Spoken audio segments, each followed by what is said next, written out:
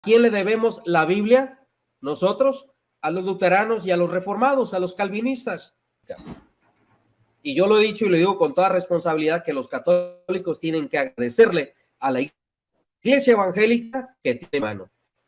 No fue una idea de Martín Lutero, esta no fue una idea de Juan Calvino, esta fue una tradición que recogió Martín Lutero de los primeros padres de la iglesia, donde no los aceptaron como libros protocanónicos, sino que fueron rechazados y fueron considerados. Atanasio los consideró como libros eclesiásticos, pero dijo que eran buenos para la lectura, pero no se tenían que poner al nivel de la palabra de Dios, de los 39 libros que usted y yo tenemos como palabra de Dios.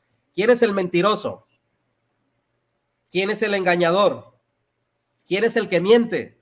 Este hombre se está autorrefutando de manera sola. ¿Por qué? Porque según él nos está refutando con una fuente protestante, y la fuente protestante le está diciendo a este indocto que Lutero no los aceptó como palabra de Dios. ¿Dónde creemos que empiezan las dudas? Cuando decimos se decidieron que estos libros son sagrados. Entonces, la pregunta vendría a ser, ¿quiénes decidieron que tales libros son sagrados?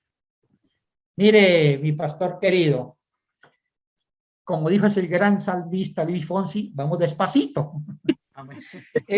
Para el Antiguo Testamento, hablemos separado de los dos testamentos. Para el Antiguo Testamento hay un concilio oficial que decidieron hacer un listado de 39 libros sobre el Antiguo Testamento, o no el Antiguo Testamento, sino sobre libros sagrados de los judíos, que fue el concilio de Yania.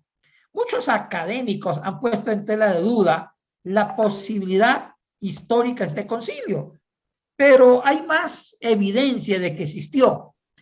El concilio de Yania se celebró dentro de Israel por los judíos ortodoxos, escribas, defensores de la tradición de la Torá, y se celebró posiblemente a finales del siglo I de nuestra era, cuando la iglesia cristiana ya estaba bien fundada, ya estaba bien formada, y cuando ya se habían escrito gran cantidad de los libros del Nuevo Testamento. La pregunta es, ¿por qué recién en el siglo I de nuestra era y a finales decidieron los judíos ortodoxos sacar el canon del Antiguo Testamento? Bueno, en ese momento no se llamaba Antiguo Testamento, sino escrituras sagradas de los judíos. ¿Por qué?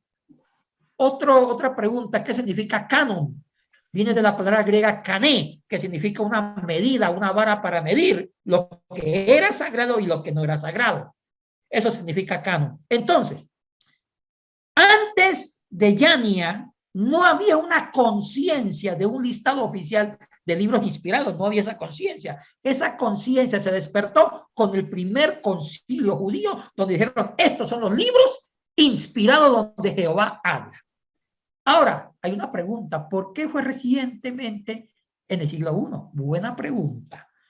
Resulta que los judíos, por un celo contra la iglesia cristiana, contra la iglesia primitiva, decidieron hacer su propio canon para discrepar con libros que los cristianos usaban de las escrituras judías, o sea, del Antiguo Testamento.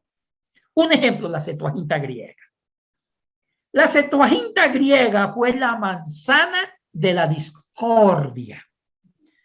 Resulta que la Septuaginta griega fue una traducción del hebreo y arameo al griego hacia el año 250 antes de Cristo, cuando el famoso rey griego Ptolomaico IV Filadelfo decidió con Demetrio el bibliotecario tener un ejemplar traducido al griego de las escrituras judías. Entonces, ahí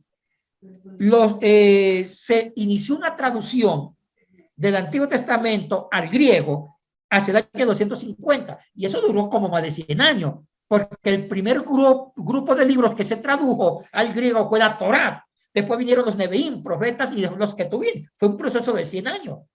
Pero en los tiempos de Cristo ya estaba formada la Septuaginta griega.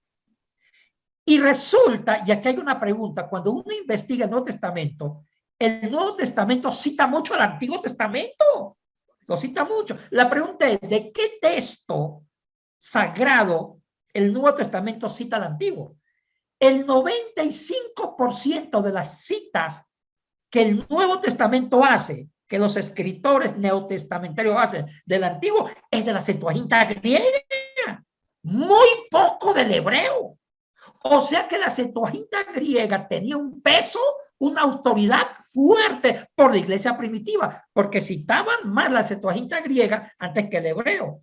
Entonces eso enfureció a los judíos ortodoxos, doctores de la ley como les escriba. Pero hay otro argumento, y aquí viene lo más importante, que la Septuaginta griega no solamente tradujo los 39 libros que contiene ya el Antiguo Testamento oficial, tradujeron más de 50 libros. Tradujeron Tobías, Macabeos, Judí, otra porción de Daniel, más porciones de Salmos, Sabiduría, Eclesiástico y otros libros más como las oraciones de Salomón.